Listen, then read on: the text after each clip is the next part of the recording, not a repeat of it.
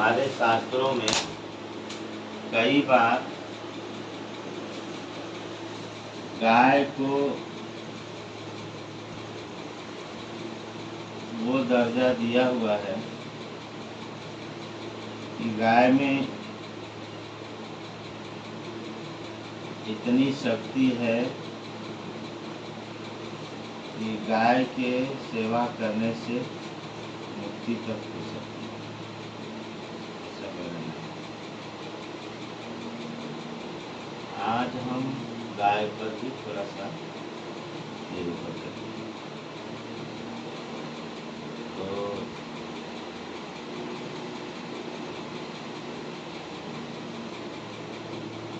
गाय शब्द के लिए आया है कि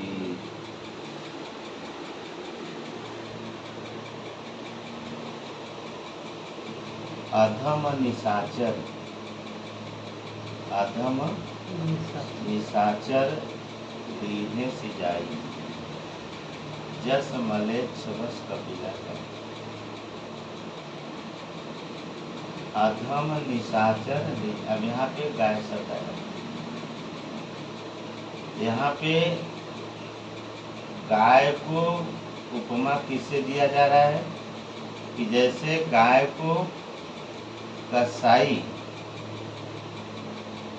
गाय को जैसे कसाई खींच करके ले जाता है, उसी तरह से अधम निशाचर रावण सीता को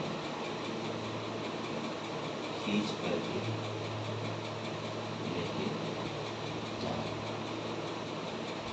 यहाँ गाय की उपमा जैसे एक अबला नारी होती है, वैसे ही गाय को यहाँ एक अबला की संज्ञा में देखा गया। जैसे गाय को कसाई, तो फिर गाय को कुछ ऐसा कर देना चाहिए जिससे कसाई जर जाए, भस्म हो जाए, तो कैसे ले जाएगा। इसलिए गाय की उपमा एक नारी से दी गई कि जैसे एक नारी अबला होती है, वैसे गाय की एक अबला। फिर आया है कि श्याम सुरभि निज विसदयति, श्याम सुरभि निज विसदयति।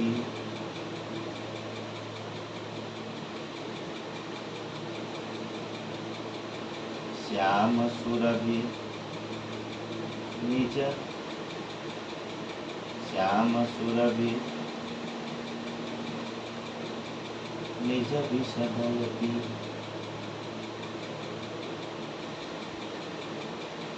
कहत करई गुणगान,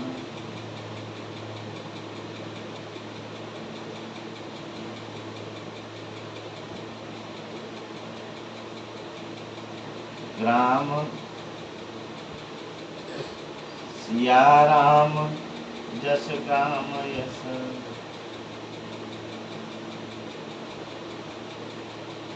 सुनहि सुनहि गुनहि सब जान। श्याम विसर्ज करें गुणगान। काली गाय सुरभि,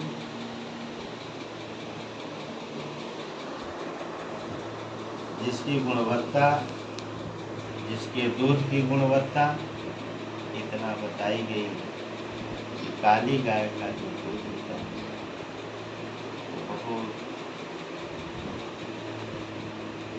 पुष्टिकर होता है। तो गिरा ग्राम सिया राम असल,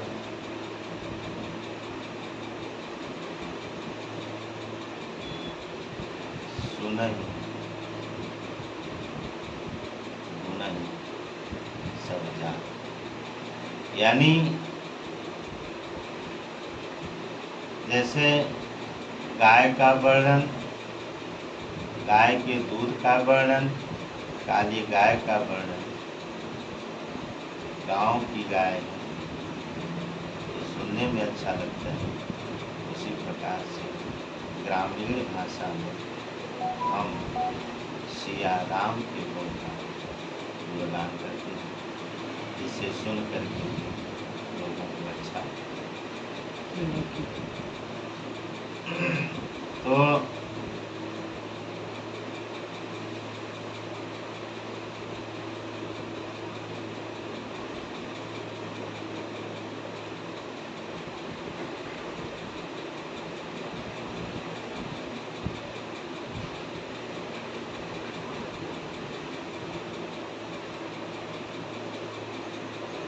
आटक बसन धेनु निज दिए राम सुखा। यानी नंदी मुख श्राद्ध करी, जात कर्म सब कीन। नंदी मुख श्राद्ध करी, जाति कर्म सब कीन। और हाटक धेनु बसन मणि निज विप्रन को दी। यानी नंदी मुख श्राद्ध करी, जब भगवान ने चारों भाइयों का श्राद्ध किया तो श्राद्ध करी,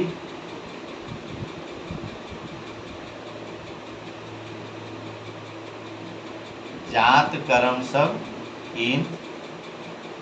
जो संस्कार कर्म थे उसको उन्होंने किया, अंतिम संस्कार। और हाटक धेनु बसन मणि। हाटक धेनु माने गाय दिया, हाटक माने सोना, सोना। हाटक धेनु बसन माने वस्त्र, कपड़ा, बसन, मणि माने मणि, निज विप्रन को। यहाँ गाय को उसी तरह से देखा गया कि जैसे हमने सोना दिया, मणि दिया, ये सब दिया, वैसे एक वस्तु के रूप में गाय को भी दिया। फिर आगे कहा गया कि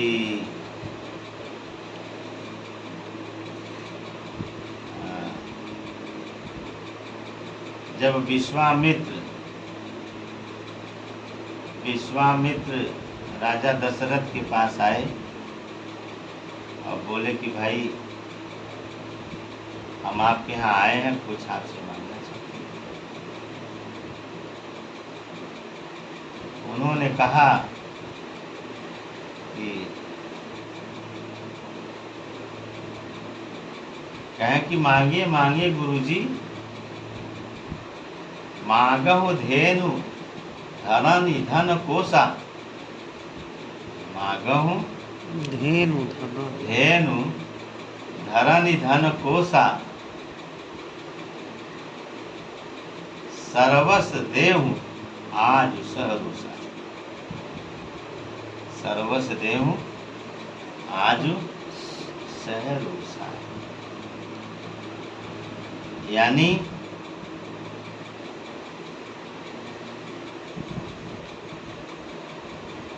आप धेनु ले लीजिए, धन ले लीजिए, ये सब ले लीजिए,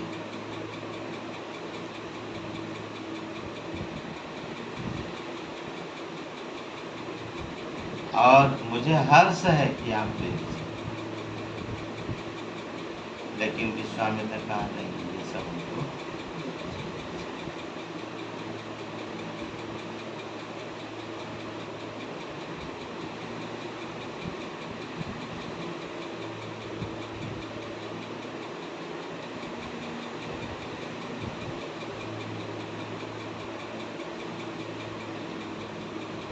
तो ये रहा गाय का 70 बार रामायण में गाय का जिक्र है। 70 इसमें 13 बार गाय को वस्तु के रूप में देखा, 17 बार गाय को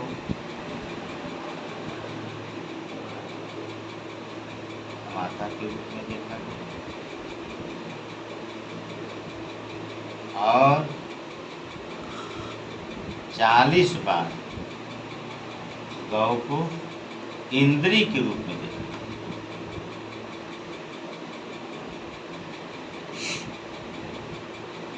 तो यहाँ पर फिर एक चौपाई आती है कि वो गोचर जहाँ लगी जाई, सो सब माया जाने भाई।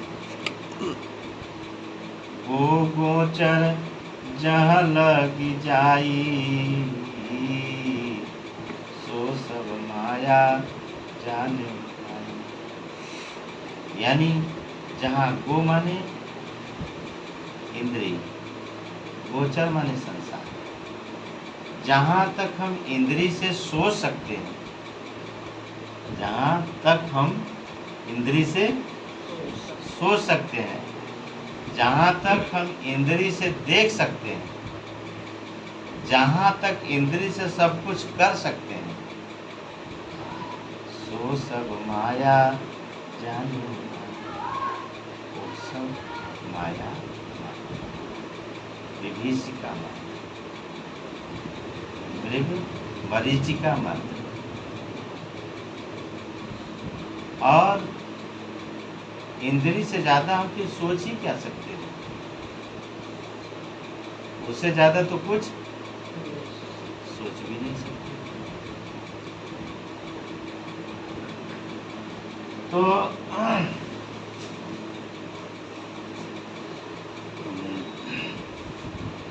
अब यहाँ पे कहें कि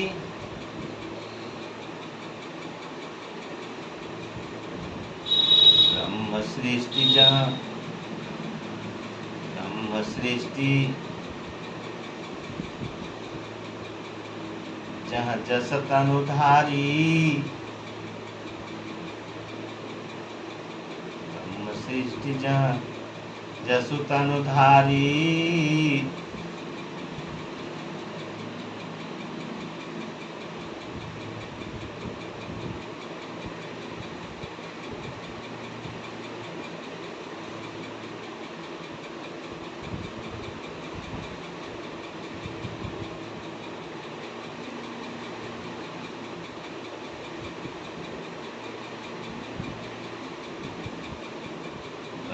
सृष्टि जहाँ नर तनुधारी,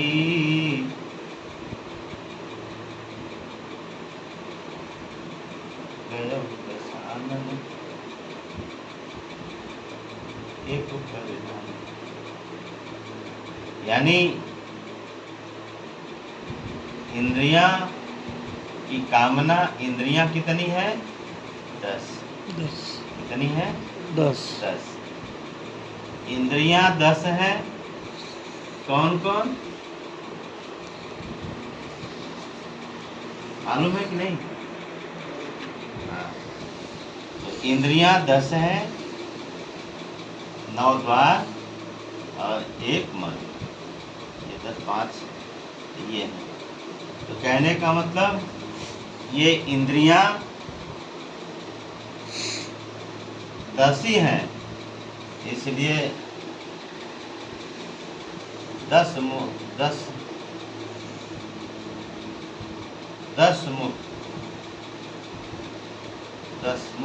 आनंद बसवर्ती पर नहीं।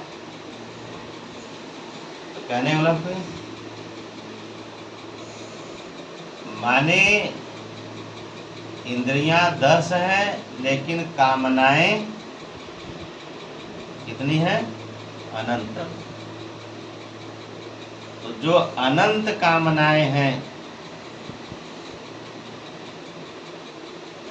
ये वाला हो गया, ये वाला, ये काम हो गया, ये काम, इतना मिल गया, ये काम हो गया, इतना हो गया। यानी ये आप समझ लीजिए कि अगर इंद्रियों से हमें कुछ मिलता है तो तृप्ति नहीं होती है, बल्कि अतृप्ति और बढ़ जाती। जैसे रावण के पास ब्रह्म शिष्ट जहाँ एक तन था,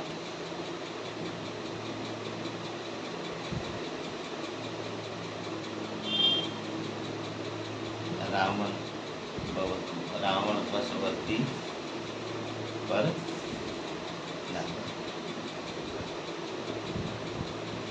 ब्रह्मांड की सृष्टि में सब कुछ रावण का था,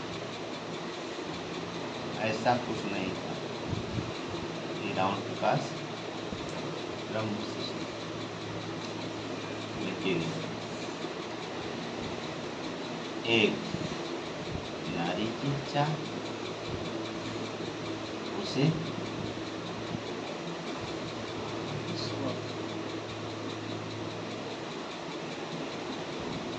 यानी नारी की जो चाह हुई, नारी का हरण जो उसने किया कि उसके जीवन का सारा सुख समाप्त हो गया और सब नष्ट हो गया। तो कहने का मतलब अब हम देखते हैं ये इंद्रियां क्या हैं, इंद्रियां के प्रति हमारा क्या विचार होना चाहिए, इंद्रियों से हमें क्या पाना चाहिए, इंद्रियों को हमें किस भाव में देखना चाहिए, इंद्रियां हमारे लिए कहाँ तक कार्य करती हैं, इसको समझना। अब इंद्रियां तो कहें, पुराने समय में एक कथा थी, एक उद्दालक नाम के ऋषि थे। तो उद्दालक नाम के जो ऋषि थे, उन्होंने 1,00,000 गैया जुटाई थी। अब गैया कैसी थी?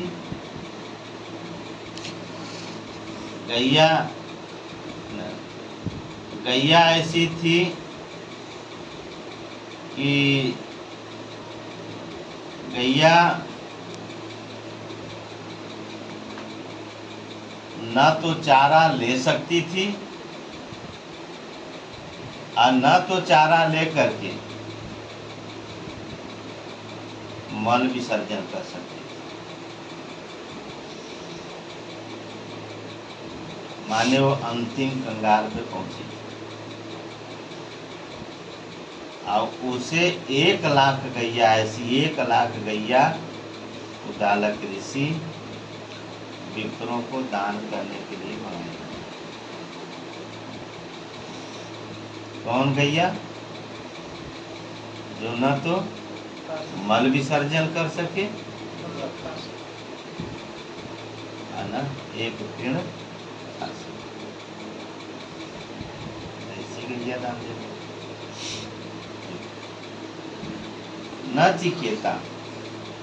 नचिकेता माने होता है, नचिकेता उद्दालक ऋषि का शिष्य था। तो वहाँ कथा में आया है कि उद्दालक ऋषि का पुत्र था। तो पुत्र और शिष्य में कोई फर्क, चाहे उसे शिष्य कहिए चाहे उसे पुत्र। तो उसने पूछा कि पिताजी आप हमें किसको दोगे? तो कहे तुमको यम को दूंगा। किसको दूंगा? यम को। यम को। यम के नाम पर लोगों का क्या होता है? रूह कांप जाता है। क्यों? यम का काम है मारना, लोग मर जाएंगे। लेकिन जो नचिकेता है, जब उसको यम को दे देते हैं तो नचिकेता यम के पीछे पीछे चल देता है, और जब नचिकेता यम के पीछे पीछे चल देता है तो यम को बड़ा ठेस लगता है। उन्होंने कहा कि भैया तुम वापस चले जाओ, पीछे पीछे क्यों आ रहे हो? तो उसने कहा कि नहीं, मुझको तो पीछे पीछे आना है। तो उन्होंने कहा कि नहीं तो तुम लौट जाओ, क्या यमपुरी चलोगे? कहा हाँ चलेंगे, मेरे पिता ने आपको दिया है कि तुम्हें यम को दूंगा, तो यमपुरी चलूंगा। तो उन्होंने कहा कि विष्णु धाम ले लो, वैकुंठ धाम ले लो, शिव धाम ले लो, लौट जाओ। बहुत फुसलाया, बहुत समझाया, बहुत कुछ लोभ लालच दिया कि अब से वापस चले जाओ। उसने कहा कि अगर देना है तो आत्मज्ञान दीजिए, देना है तो आत्मज्ञान दीजिए। खड़ा मत रहो बेटा, देना है तो आत्मज्ञान दीजिए, और मुझे ये सब चीज नहीं चाहिए। आज के लोग क्या मांगते हैं? संसार की चीजें, हाँ, धन दौलत और इतनी कामनाएं जिस चीज की, धन दौलत और औरत।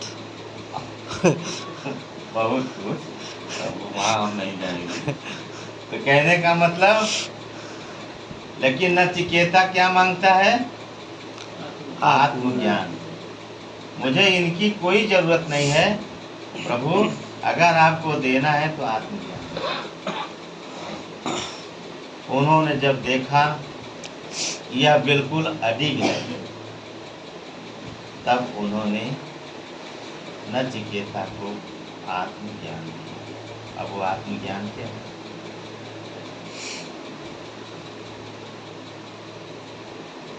अब इसको फिर से पीछे से देखो। उद्दालक का अर्थ होता है, उद्दालक का अर्थ होता है जो अभ्युदय को प्रकट करे, जो अभ्युदय को प्रकट करे। अभ्युदय, अभ्युदय जैसे सूर्य उदय होता है, सूर्योदय। उद्दालक का अर्थ होता है जो अभ्युदय, यानी जो अहो भाग्य को उदय कर दे। नाथ राज मैं काह न पावा, मिटा दोष दुख दारिद्र दाव। यानी जो ऐसे चीज को पकड़ा दे, उसका नाम है उद्दालक। और उद्दालक ने कहा हम तुम्हें यम को देते हैं, हम तुम्हें यम को देते हैं। तो यम का अर्थ होता है अस्तेय, सत्य, अहिंसा, अपरिमेय, प्रत्याहार। ये हमारा यम का पर्याय, यानी जिसके अंदर अस्तेय माने चोरी न करना, किसी प्रकार की चोरी अंदर न। जैसे सुदामा एक चोरी किए थे, आगे चला गुरु मातु दये, तेलये तुम चा भी हमें। तो एक बार गुरु माता ने उन्हें चला दिया कि तुम दोनों बांट के ले लेना, लेकिन भगवान जब लकड़ी तोड़ने के लिए ऊपर चढ़े तब ये चना खाने लगे। और जब भगवान ने पूछा कि क्या बोल रहा है, मैं ठंडी से दांत कटकटाता हूँ, मैंने कुछ खा तो खाई। भगवान तो समझ के ही पूछे थे, पर इन्होंने चोरी। तो ठीक है, संसार में चाहे जो करूं नहीं मतलब है, पर भगवान के साथ चोरी नहीं करना चाहिए। अस्ते सत्य, भगवान को सच्चे हृदय से पुकारना चाहिए, जहां जरा सा भी खोट न हो, जरा सा उसमें कुछ संशय न हो, भ्रम न हो। सत्य अपरिमेय, अपरिमेय का मतलब होता है जो अपरिमित है, जो अपरिमित है उसके प्राप्ति के लिए अगर आपको जीवन न्यौछावर करना पड़े कुछ मुश्किल नहीं है। प्रत्याहार का मतलब होता है कि पवित्र ब्रह्मचर्य नियम संयम में। Oh my god, I have in such light, प्रकाश में प्रकाशित। तो अभ्युदय और प्रकाश का मतलब होता है कि जब मनुष्य उस प्रभु के प्रकाश में प्रकाशित होता रहता है, यानी सबकर परम प्रकाशक जोई, राम अनादि अवधपति सोई, जो सबका प्रकाश है वह सहज रूप। तो जो सहज रूप है, तो वहाँ कहें कि न सूर्यो न सूर्यो न शशि न पावक,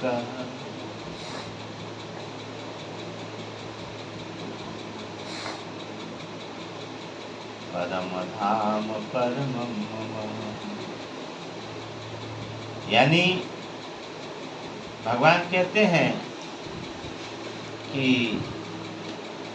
जब मनुष्य सहज स्वरूप को प्राप्त होता है तो वह प्रभु के प्रकाश से प्रकाशित होने लगता है, और प्रकाशित होते होते होते होते उसके सारे अंधकार नष्ट हो जाते हैं। फिर उसे सूर्य और चंद्रमा और पावक इनके प्रकाश की जरूरत नहीं है, क्योंकि भगवान का जो सहज स्वरूप है वो स्वयं में ही प्रकाश है। तो जब वो अपने अंदर उदय होता है, तो जब हमारी इंद्रियां उस प्रकाश से प्रकाशित होती है, तो हमारी जो इंद्रियां हैं उस प्रकाश के सुख को प्राप्त करने लगती है, और उस प्रकाश में इंद्रियां इतनी प्रकाशित होने लगती है कि वो धीरे धीरे धीरे धीरे उसी प्रकाश में विलीन हुए। जब उसी प्रकाश में विलीन होने लगती है, तो ये चिदाकाश को प्राप्त है। जैसे आकाश शून्य, कल्पनाएं जो मन की हैं वो सब समाप्त होने लगती है, संकल्प विकल्प सब शून्य हो जाता है, इंद्रियां मन शून्य अवस्था को प्राप्त है। यहाँ तक कहा गया कि जहाँ पे इंद्रियां और मन, गुटखा खाए क्या है ना,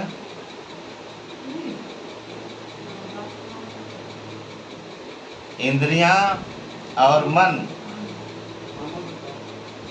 इंद्रियां और मन,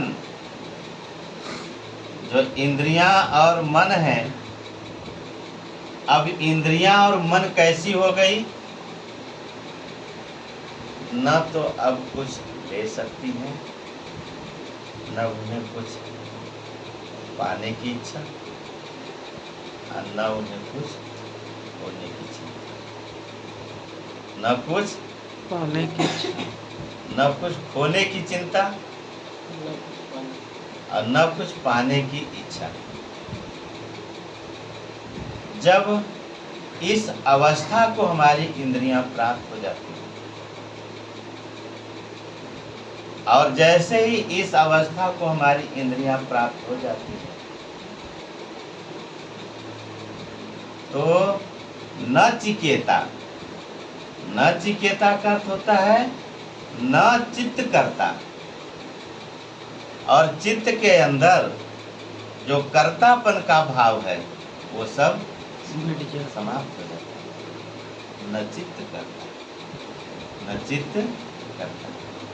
तो जहाँ पर कर्म, सोच, इन सब का जब लोप होता है तब एक ऐसा कर्म शुरू होता है, न चित्त करता, कर्तापन का भाव मिट जाता है। तब वहाँ पर एक भाव प्रकट होता है। क्या भाव प्रकट होता है? यानी वहाँ पे परमात्मा सहज रूप में प्रकट अपना सहज रूप अपने शिष्य को प्रदान करता है। और जब वह सहज रूप को प्रदान करता है, जो सहज रूप को न सूर्यो न शशांक न पावक न परम कर्म, यानी जो परम सुख है, परम प्रकाश है, परम स्वरूप है, जब इंद्रियां मन उस प्रकाश में लय हो जाती है, मन उस श्वास में प्रवेश कर जाता है, फिर श्वास में सारी इंद्रियां प्रवेश कर जाती हैं। फिर श्वास की जो ध्वनि है सब शेष मात्र वही बचता है। इंद्रियां शांत हो जाती हैं कि सुरसर कहूँ तो पावन कैसे, सुरसर कहूँ तो पावन कैसे, अनीस कहूँ अंतर जैसे। तो जैसे एक गिलास गंगा जल, एक गिलास भर गंगा जल हो रहा है, लेकिन जैसे उस जल को गंगा में डाल दिया जाएगा वो गिलास भर नहीं, और वो गंगा भर यानी वह शरीर, वह इंद्री उस परम प्रभु के श्री विग्रह में समा जाती है, और समा जाने का नाम मुक्ति है। फिर ईश्वर अनीसरी अंतर कैसे, जैसे अभी तक एक गिलास में जो गंगा जल था वह एक गिलास था, लेकिन जैसे ही वो गंगा में गया और वो गंगा को अब वह मनुष्य रही नहीं गया। जो ही जानत सोई देहु जनाई, जानत तुम्हें तुम्हें भेजाई। तो यहाँ पे कहा जाता है कि बिना इस स्थिति को प्राप्त हुए कोई मनुष्य न तो कभी ईश्वर को प्राप्त कर सकता है और न कोई पाया है। अगर कुछ बताया जा रहा है वो विडंबना है। इसलिए कहें कि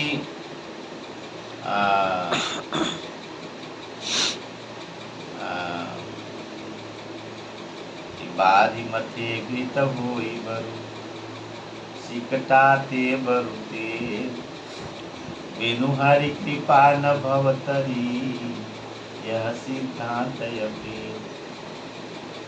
माता कहें कि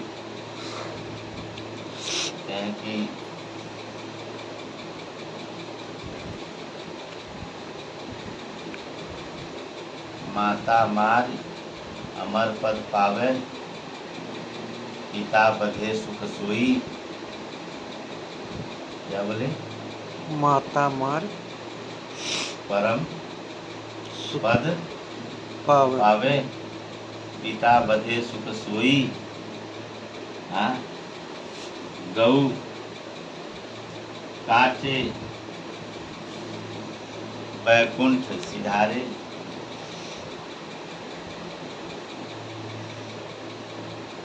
संत कहें पर, यानी माता मारे परम पद पावे। तक कहानी सुन करके दिमाग खराब हो जाएगा। माता मारे परम पद पावे तो बहुत गड़बड़ चीज है। पर कौन सी माता? जो ये प्रकृतिमय शरीर है, ये जो प्रकृति है, भगवान कहते हैं कि प्रकृति माता है और मैं पिता हूँ। क्योंकि प्रकृति गर्भ को धारण करती है और मैं परमात्मा उसमें चेतना प्रदान करता हूँ, इसलिए मैं पिता हूँ और प्रकृति माता है। तो जिसने प्रकृति रूपी माता को समाप्त कर दिया, अब बचा केवल पिता। पिता। तो प्रकृति को परमात्मा में जैसे ही विलीन किया, तो जैसे प्रकृति मिटी, इंद्रियों की सारी कामनाएं मिटी, इंद्रियों का जो सुख है, इंद्रियों की जो भावनाएं हैं, जो इंद्रियों का यहाँ वहाँ का कल्पना है, वो सब जैसे समाप्त हुआ, तो जैसे प्रकृति मिटी, तो उसे परम पिता परमात्मा मिला। यानी प्रकृति के मिटते समाप्त होने से परम पद प्राप्त हो जाता है। पिता मरे सुख सोई, और जैसे ही वह पिता की प्राप्ति होती है, परम सुख, परमानंद की प्राप्ति हो जाती है। अब वो जन्म जन्म के दुखों से, जन्म मरण के दुखों से, इंद्रियों में रहने वाला आदमी तो कभी सुखी नहीं रह सकता, क्योंकि इंद्रियां तो उसे कभी रहने ही नहीं देगी सुखी। तो इसलिए इंद्रियां में रहने वाला आदमी तो त्राहिमाम करता है। तो इसलिए तो जैसे ही उस पुरुष की प्राप्ति होती है, परमात्मा पुरुष की प्राप्ति होती है, तो परम सुख की प्राप्ति होती है। गौ काटे बैकुंठ सिधारे। गौ काटे बैकुंठ सिधारे। गौ काटे माने होता है इंद्रियां जब कट गई, गौ माने इंद्री, जब इंद्रियां कट गई तो गौ कटने से परम सुख परमात्मा। इंद्रियां जब कट गई, इंद्रियों का सारा भाव समाप्त हो गया, इंद्रियां शून्य में प्रवेश करके श्वास में प्रवेश कर गई, तो बैकुंठ सिधारे, तो फिर वो जीवात्मा बैकुंठ को प्राप्त हो जाता है।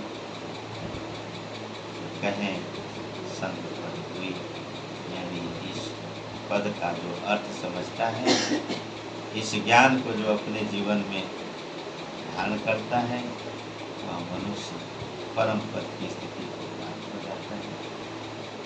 बोलिए सच्चे दरबार। जय